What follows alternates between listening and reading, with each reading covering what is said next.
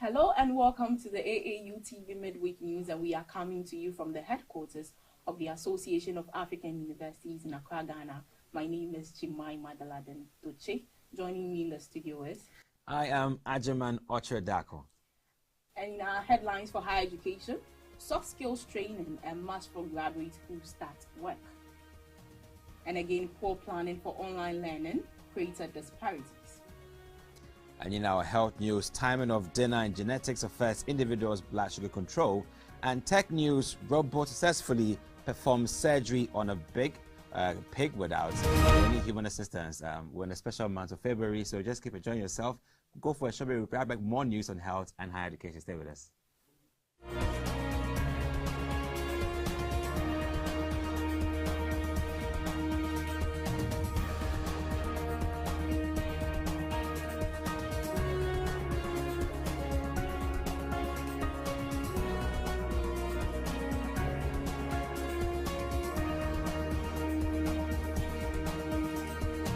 Most universities do not offer soft skills or do not give them the attention they deserve. Curricula in Rwanda tends to prioritize hard skills, cross-cutting issues such as gender, entrepreneurship, values, and citizen education at the expense of soft skills. Most universities do not offer soft skill or do not give them the weight they deserve. Curricula in Rwanda tends to prioritize hard skills, cross-cutting issues such as gender, entrepreneurship, values, and citizen education at the expense of soft skills. Today, the labor market prefers graduates with a blend of hard and soft skills. Hard skills are not being considered as the conclusive indicator of graduates' professional abilities. Graduates need to master professional skills as well as soft skills such as the ability to communicate, networking, intra- and interpersonal skills. If not, they will face challenges whilst looking for jobs. Due to lack of formal ways for students to acquire soft skills, fresh graduates are called upon to participate in sections or programs aimed at equipping them with soft skills, such as those offered by the Rwanda Development Board, RDB, which then links fresh graduates to institutions. Selected graduates used to spend 6 months in a facilitated internship where they are expected to be exposed to practices where again soft skills are needed. This model was replaced in early 2021 by one that entails participating in a program that equips students with the necessary soft skills. The process is offered through RDB's Chief Skill Office, CSO, that was established 3 years ago. The CSO's aim is to align skills development with labor market demands and provide effective oversight and coordination in the skills development and employment promotion ecosystem. Soft skills are character traits and interpersonal skills that characterize a person's relationship with other people. In the workplace, soft skills complement hard skills, which refer to a person's knowledge and occupational skills. Sociologists may use the term soft skills to describe a person's emotional intelligence, or EQ, as opposed to intelligence quotient, or IQ. So that was an interesting story right there, looking at how soft skills has become a must for graduates who start work. But I want us to discuss the significance of one possessing soft skills. Why is it important? I mean, it's really a splendid aspect of human development. I mean, what is human capital? What is human capitalism if we don't see your how versatile you are towards your job and towards the people that are around you? So, soft skills helps you to be to interact with people very well, and also your job. Yes. And it's something that many have neglected for a long time. So you find graduates who are unable to think diversely in how to do their work, and also be self-motivated, self-initiative skills, and also live well with their colleagues in our work environment. So that is how critical it is for one to possess very good soft skills on the job. I would also want to add a little, soft skills are there to complement hard skills. That is what I believe. And some of these are the communication, the leadership style, the time management, and a few of that.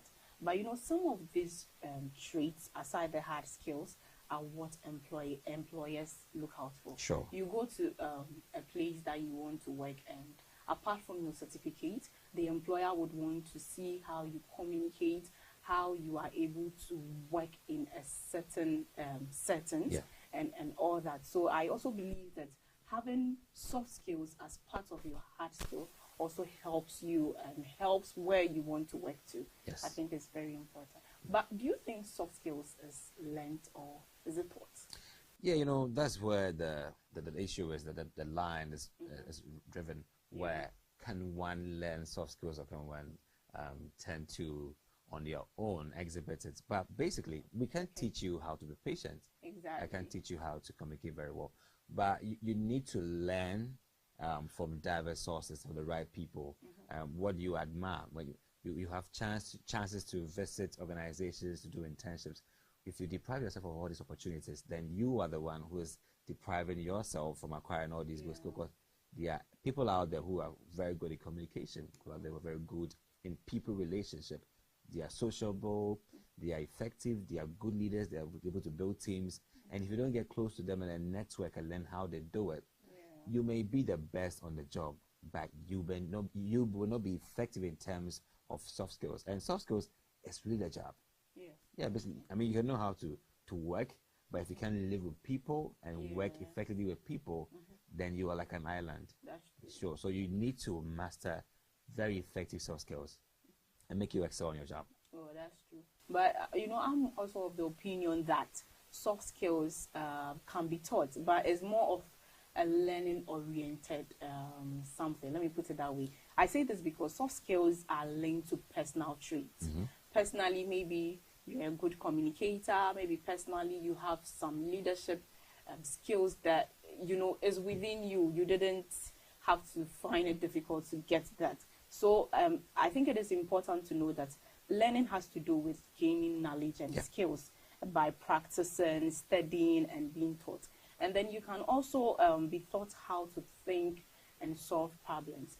Sometimes the courses that we take in our various schools, and reading some course books and all that helps us to help solve certain issues and then problems in our society. And then I believe you can also develop your communication skill when you learn how to communicate.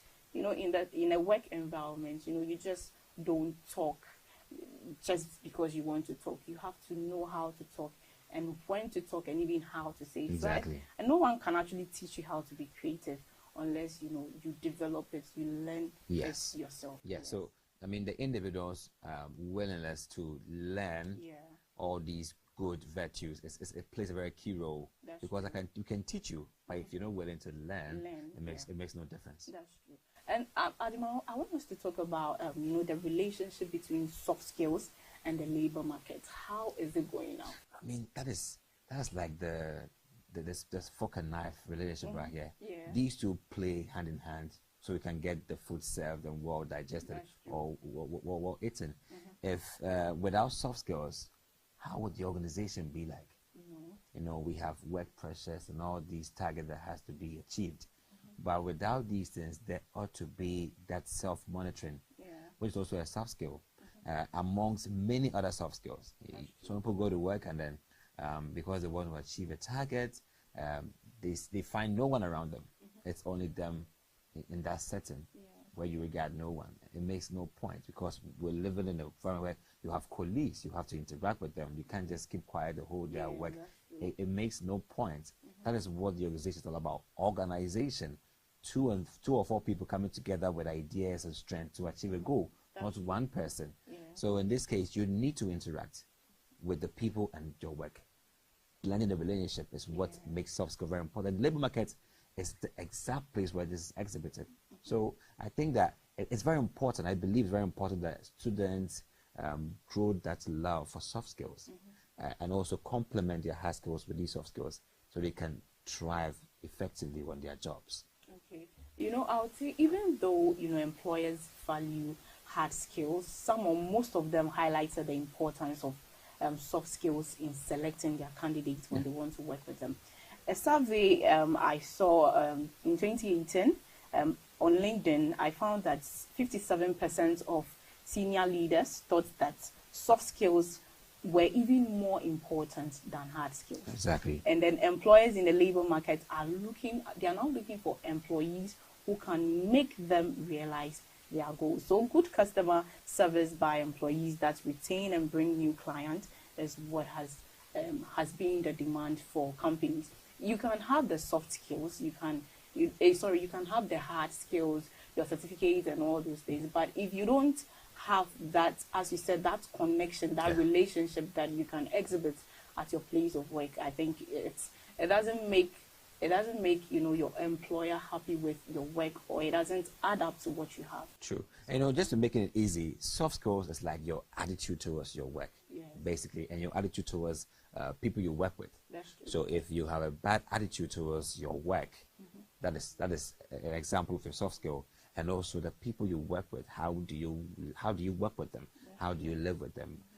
Also explains your soft skills. So basically, if you really want to get a grip on your soft skills, then rearrange yourself and see how you relate to your work and the people around you, and see how you help them get better at the workplace. And employers would appreciate people who are able to put a good attitude towards their work and also people around them. Okay, that's true. Moving on in our higher education, the COVID-19 pandemic-driven transition to emerge remote teaching and online learning has been met with controversy in the South African Customs region.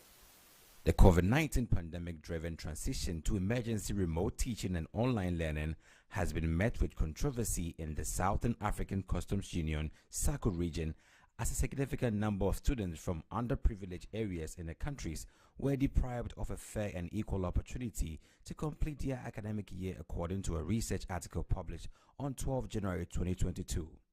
The article, titled Responsiveness versus Accessibility, Pandemic-Driven Shift to Remote Teaching and Online Learning, indicates a lack of well-coordinated efforts of a country level and at regional level for universities to transition to emergency response teaching, ERT, and embrace multimodal remote learning systems without a reasonable level of technical and digital pedagogical support led to the disparities in learning. It appeared in the journal Higher Education Research and Development. The study was conducted by Nkobile Inziniza of the Department of Journalism and Mass Communication at the University of Eswatini, Swaziland, and Ruben Lamini of the Department of Educational Information and Engineering Technology at the University of the Witwatersrand, South Africa. During the pandemic, lecturers were expected to make a seamless transition to emergency response teaching, ERT, and embrace multimodal remote learning systems without a reasonable level of technical and digital pedagogical support, the researchers found. Such a transition to emergency response teaching demanded a well-coordinated effort at country level and at regional level. This would have assisted South African Customs Union countries to develop and share knowledge on online modalities, as well as provide insight into how they could have leveraged their buying power in the procurement of digital resources. So that is it right there about poor planning for our online system of education. But I want us to, start by talking about the trajectory of the transformation from face-to-face to online. How was it moving from our normal way of teaching and learning to the online system? We can take a cue from what happened 2 years ago, 2020, where we realized that there's a pandemic in China and then it spread all over the place, and where the unpreparedness of some institutions, particularly in Africa, was exposed. African institutions were not ready for a straight-on transition to online learning, and you saw some universities close even up to today. Some institutions are even yet to open, so it tells you how hard it struck us. And at that moment, we hadn't built these digital infrastructure. We had not even trained human resources in the institutions on how to even man digital platforms. But I'll give kudos to some institutions. I wouldn't want to mention the names over here, but they know themselves. These institutions were blending learning all the way since when they started, and they see the future. The future is digital. The future is online. So they had actually invested in so much digital infrastructure to ensure that in any case Students deserve the exposure to both multi-learning in terms of face-to-face and digital skills, because eventually on the job market you still interact with digital tools. And how do you prove yourself, how worth you are as a human capital if you can't even access digital platforms? And that is exactly what's happening in the South African Customs Union, where we find that the law in human capital development in terms of online use. And I know you delve deep into that, and you see the damage that we've created in terms of the lack of expertise, and also the big gap between students being able to cope with these digital platforms, because it hasn't been a priority since day one. Okay, but I would also say that, in the wake of COVID-19 pandemic, which brought about a social distancing, lockdown implementations, and all that, I feel that it's affected every sector of the economy, including our educational sector. And as it was, we won't be able to shut down our educational sector just like that. Things had to continue, but just that we have to migrate into the technology. We had to go to move to the online system of education, where we were using the Zoom, the Teams, the Google Classrooms, and a lot more to learn, which is helping. Because if we were, I think if we were stagnant, or if we were feeling reluctant to move, then that means our educational system was going to come down. That's very true. So I think it's went well, even though we are still trying to cope with the new norm. So I think we have to do something about that. Absolutely. Yes. So now let's also discuss how access to digital resources are essential to promoting our online system of education. That is the biggest priority here in this case. Why when we went online due to the pandemic, now students getting access to data bundle, and also getting access to a laptop or a tablet, so they can catch up with online classes on these online platforms like Google Classes, or let's say Zoom, became the priority. Now every student needs to get a device. Some students even didn't have devices. That's true. I recall one particular case at the University of Witwatersrand, where the Vice Chancellor, Professor Ahmed Habib, gave out I think a huge number of laptops for students who are available to now study with. So some students had to go home, but these laptops were available for students who were not able to live on campus to now access classes online. That's a provision that he made to ensure that they curbed that access to device gap. I wish I could mention other vice chancellors who actually took the same action to ensure that students had devices available, because not all students have these devices available in their lecture halls. And when face-to-face has to now drop for online, we saw the big gap. Now they couldn't catch up. Only those with devices were able to catch up. And that will bring lots of loss to these students when it comes to accessing these online classes. It tells you a lot more of our unpreparedness towards building a stronger online platform for learning in Africa. That has to be corrected. That's true. But I want to read a statement here which says that without the revision of the pedagogies favoring face-to-face teaching, there is a danger of applying the face-to-face teaching methodologies in the online environment.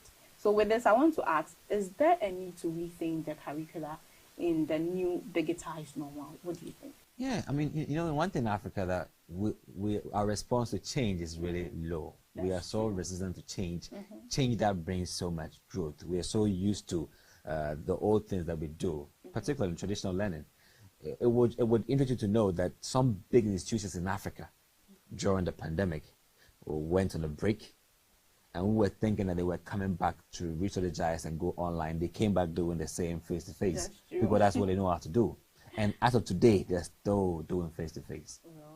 While some universities are deploying 100% online education, because we are failing to accept and embrace what the future has to offer us. It's digital.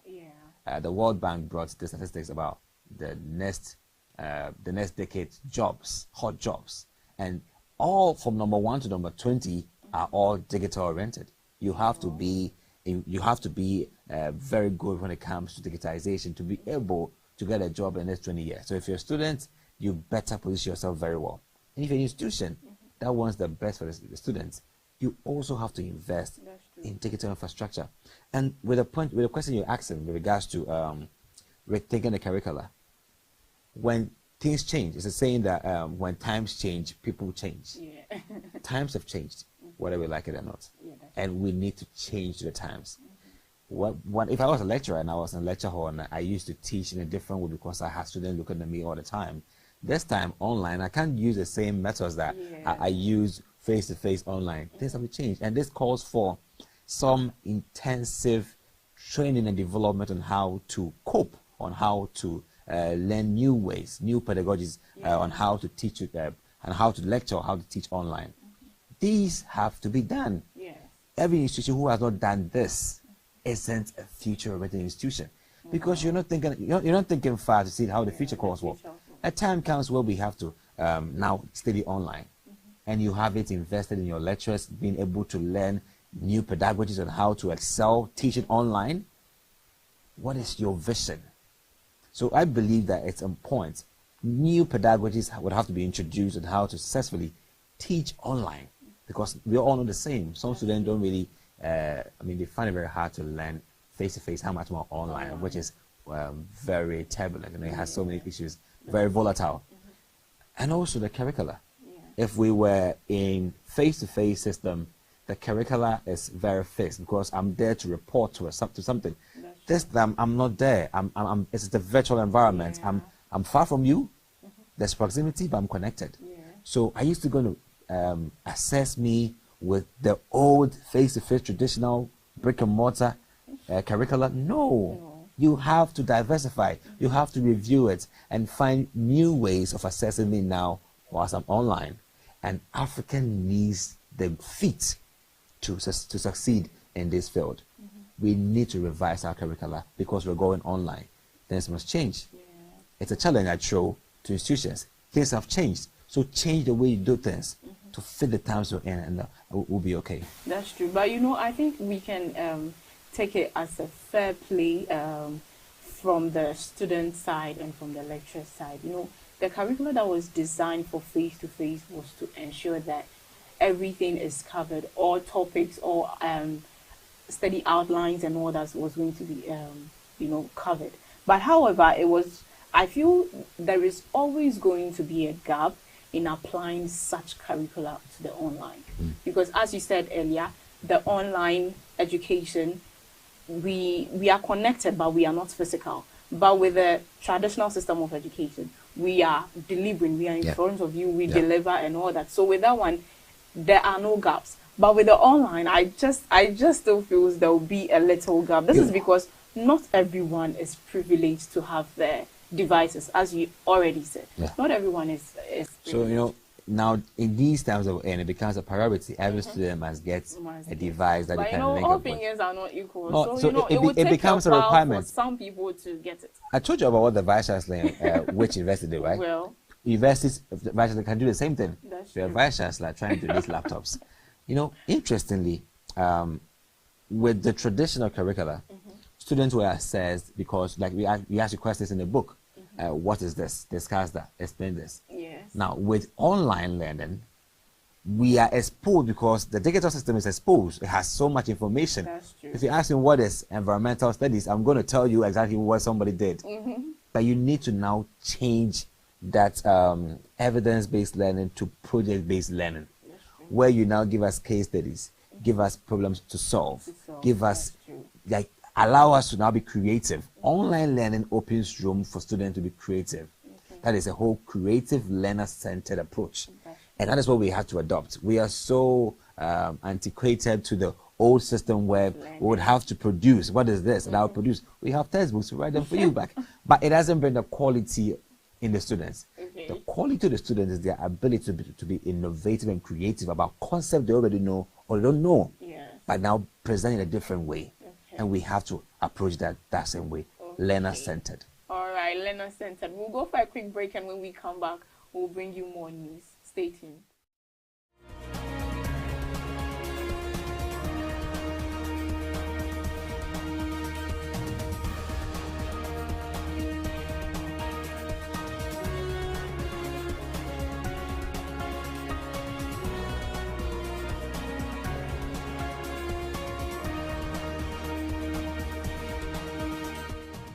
So welcome to the health segment. And eating dinner close to bedtime when melatonin levels are high disturbs blood sugar control, and especially in individuals with a genetic variant in the melatonin receptor MTNR1B, which has been linked to an elevated risk of type 2 diabetes in humans.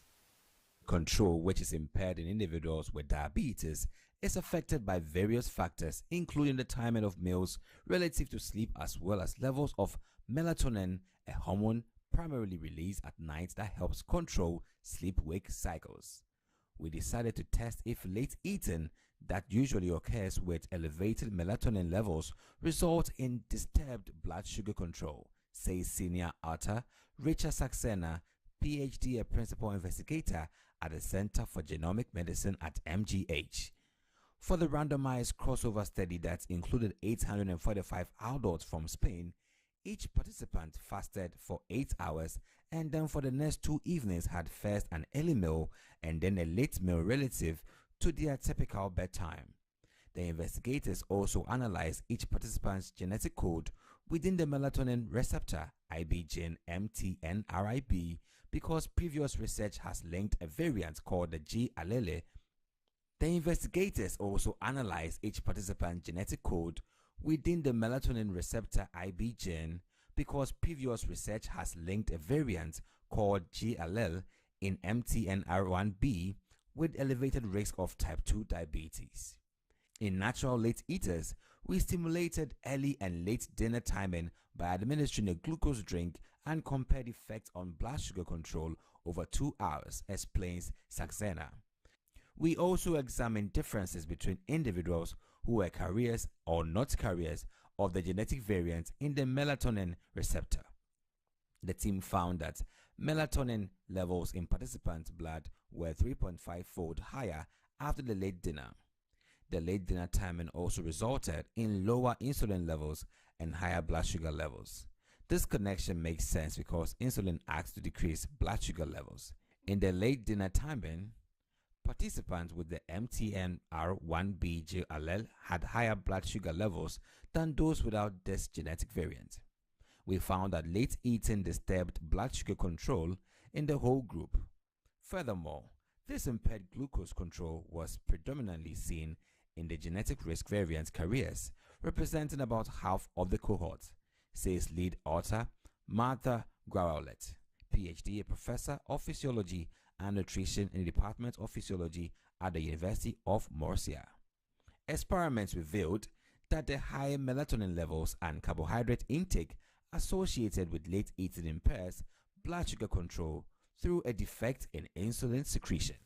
That's an insightful story right there about health. And Jemima, what really are some of the existing perils that we can talk about when it comes to the timing that we actually put out there for dinner without blood sugar? You know, I find this story quite interesting because, you know, we've had several recommendations from health professionals who advise us to desist from eating late at night due to the fact that, you know, the food that we eat, especially the heavy foods, do not digest well at night. And then you realize that when you eat late at night, you find it difficult to sleep, especially when you eat and then in a few minutes you just jump from bed and you want to sleep. You find it very difficult to do that. Sure. And this is because the melatonin, which is a hormone that plays a role in our sleep pattern, is hindered. You know, it is not given the space to play its role in our body for us to make us sleep well and have that rest that we need. And then linking this, you know, the body is also not able to break down the carbohydrates because the food is heavy. And for instance, when you take banku and then you go and sleep, the body is not able to break that carbohydrates because of the time you have given the food and then your bedtime. And this is because the insulin work is limited, which in turn affects your blood sugar level, leading to diabetes. And in this way, the brain also knows that the food is not digested or fully digested, and then it's refused to produce melatonin, which helps you sleep.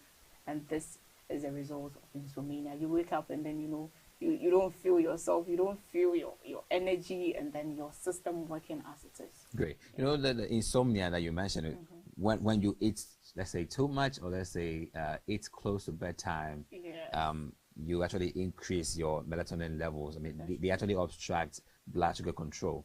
And the risk here is that you have so much sugar in the blood because and it has to be consumed. You know, it's like taking in food. The body is meant to take in food, let's say carbohydrates, convert carbohydrate to glucose, to energy. And this energy is now going to sedentary. So I'm going to lie down comfortably with the energy. And it's like small blood sugar that should be exerted into an activity. It's now roaming aimlessly in my bloodstream. And that can create so much of damage to me, like type 2 diabetes. So what's the way forward? If someone, let's say, finds himself in that very awkward situation where you have to eat late, what do they do? I feel if it's either you stop eating late, or when you eat late, you have to stay for a while for the food to really digest. You stay and watch TV? Oh, well, you do something, you do some walk arounds, you do. It's not like you have to, make sure that, the food is gone, but then you have to, do something that the food, as you said, you have eaten.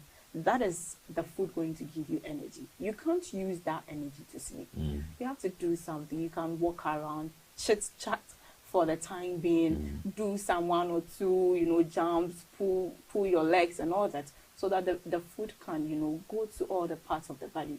And then you don't sleep, you don't end up sleeping on banku after eating, It's very, very sad, you sleep on banku, you end up having pot bellies. That's true. So moving on to our tech story, the project was designed by a team of Johns Hopkins University researchers who believe that their smart tissue autonomous robots, that's the STAR, it is a significant step forward to fully automated surgery on humans. The project was designed by a team of Johns Hopkins University researchers who believe their smart tissue autonomous robot is a significant step towards fully automated surgery on humans. Our findings show that we can automate one of the most intricate and delicate tasks in surgery, the reconnection of 2 ends of an intestine, said senior author of the study Azal Trigger. The STAR performed the procedure in 4 animals and it produced significantly better results than humans performing the same procedure. The robot excelled at intestinal anastomosis, a procedure that requires a high level of repetitive motion and precision. It involves connecting 2 ends of an intestine in gastrointestinal surgery. Even the slightest hand tumor or misplaced stitch can result in a leak that could have significant complications for the patient. The robot uses a vision-guided system designed specifically to stitch soft tissues. The current iteration is an advancement upon a 2016 model that repaired the pig's intestines accurately but required a large incision to access the intestine, along with more guidance from humans. The team equipped the STAR with few features for enhanced autonomy and improved surgical precision, including specialized surgeon tools and state-of-the-art imaging system that provide more accurate visualization of the surgical field. Soft tissue surgery is especially hard for robots because of its unpredictability, forcing them to be able to adapt quickly to handle unexpected obstacles. The STAR has a novel control system that can adjust the surgical plan in real time, just as human surgeons could. What makes the STAR special is that it is the first robotic system to plan, adapt, and execute a surgical plan in soft tissue with minimal human intervention, said researchers. So there we see another incredible one right there with a STAR smart tissue autonomous robot performing a surgery on a pig. It's interesting, So this will be a very good trial. It's successful. What would you want to say about this very great, innovative one by the Johns Hopkins University in the USA? You know, for me personally, I think I have a mixed feeling with this. Really? You know, even though the world is continually evolving, or let me say developing with advanced technology system, I agree with that. And I'm not too surprised that robots are being tasked to perform surgery in our hospitals. Several times we've seen this on television and all that, and now it is becoming a reality. But, you know, as much as robots can perform surgery, you know, we have to understand that robots are machines. Yeah. And machines are prone to mistakes. Yeah. Of course. So I think, you know, even though I think it's a good thing, is a good innovation and all that, you know, I also have my mixed, you know, feelings and mixed conceptions about it. So. But, you know, on the contrary, the study says that they were assisted by humans, so humans assistants involved but, you know, to calibrate. Another part of the story says that with the way the surgery went, it was better than if humans were doing it.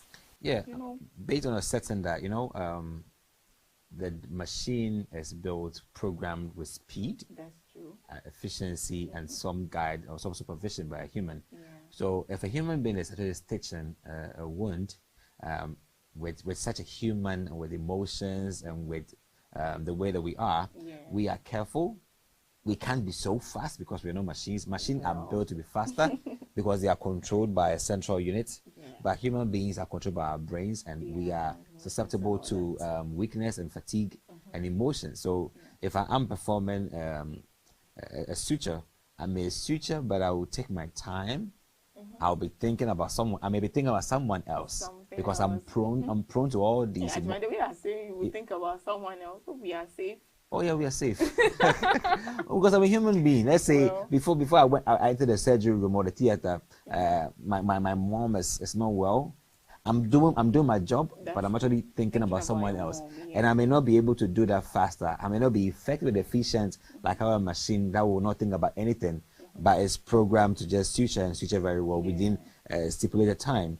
So I think that it is effective. That as we grow, I mean the Fifth Industrial Revolution is a whole package of robotics, programming, and also artificial intelligence for more efficacy and efficiency. So very soon you can order your boat, and then there's no driver in it. Just takes you all the way home. Robots will deliver. Yeah, so exactly as we see over here, the robot is just doing the job without any distractions. It's timed, it's programmed to do a good job. But you know, Agyemang, don't you think, you know, very soon this robot will start taking the jobs of humans? Oh, yeah. Because they've already started. No, who makes robots? Human beings makes robots, and robots are under the control of human, let me say, human programming. So let's say if I want the robots to conduct a test, a COVID-19 test, you know, it's very dangerous if a human being goes forward to actually perform that task. So a robot goes to do it, it is sanitized, and it's controlled. The data from the robot is assessed by a human being. So we will still need humans to manage and to administer these robots to do a very effective and efficient job. At the end of the day, human beings to assist robots to do a very good job. So I think that we're safe, right? We're all safe. Okay, so we are all safe. In wrapping up the news this morning, let's take a quick recap of our headlines. In higher education, soft skills training a must for graduates who start work. And again, poor planning for online learning created disparities. In our health news, timing of dinner and genetics affects individuals' blood sugar control. And our tech news, smart tissue autonomous robots successfully performs an operation and surgery on pig. Now, thank you for watching the AAU TV Mid-Week News as we keep you informed. My name is Jemima, Deladem, Dotsey. And I am Agyemang, Darko, and the season of love, we're just beginning right here, right? I think now next episode we'll be in red. We'll be in red having fun over here. Yeah. Just telling you that, so just show love to people around you, okay? If not for anything, this month, be lovely, all right?